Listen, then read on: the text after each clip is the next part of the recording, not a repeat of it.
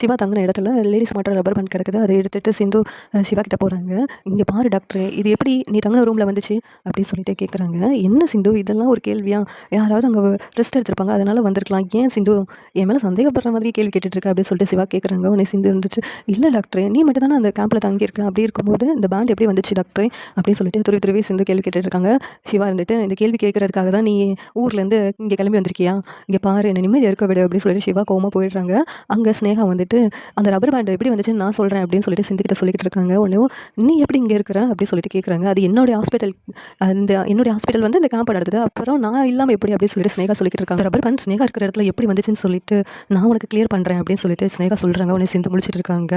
ஸ்னேகா இருந்துட்டு, நைட்டு ஃபுல்லாக சிவாவுக்கு ரொம்ப உடம்பு சரியில்லை, நான் தான் பக்கத்தில் இருந்து அவரை கவனிச்சுக்கிட்டேன் அப்படின்னு சொல்லிட்டு ஸ்னேகா சொல்லிக்கிட்டு இருக்காங்க. உடனே சிந்து இருந்துட்டு, நீ சொல்கிற மாதிரிலாம் நடந்திருக்காது, சிவாவுக்கு உன்னை பற்றி தெரிய வந்துச்சு, சிவா கண்டிப்பாக உன்னை ஏற்றுக்கவே மாட்டார், நீ இப்படி பேசுறதெல்லாம் என்னால் நம்பவே முடியல அப்படின்னு சொல்லிட்டு சிந்து சொல்லிக்கிட்டு இருக்காங்க. உடனே ஸ்னேகா, இங்கே பாரு, நிஜமாக தான் அவர் என்ன உண்மையாகவே லவ் பண்ணதுனால என்ன மறக்கவே முடியலன்னு சொல்லிட்டு சிவாவே சொன்னா. இது ஃபுல்லாக ஜுரமாக இருந்துச்சு, அதனால சிவா என் பக்கத்துலேயே நீ இருக்கணும் ஸ்னேகா அப்படின்னு சொல்லிட்டு ரொம்ப கெஞ்சி கேட்டார். அவரால் என்ன மறக்கவே முடியலை அப்படின்னு சிந்து கிட்ட ஸ்னேகா பொய்யா சொல்லிக்கிட்டு இருக்காங்க. சிந்து அதை நினச்சி, உண்மையிலேயே சிவா ஸ்னேகா பக்கம் திரும்பிட்டாங்களா, என் மேலே உள்ள கோபத்தினால தான் சிவா வந்து இப்படியெல்லாம் பண்ணுறாரா அப்படின்னு சிந்து வந்து முழிச்சிட்டு இருக்காங்க. சரி, எப்படி இருந்தால் நல்லாயிருக்கும் நீங்கள் நினைக்கிறீங்கன்னு கமெண்ட் பண்ணுங்கள். இந்த வீடியோ பிடிச்சிருந்தா லைக் பண்ணுங்கள், ஷேர் பண்ணுங்கள், சப்ஸ்கிரைப் பண்ணுங்கள். தேங்க்யூ.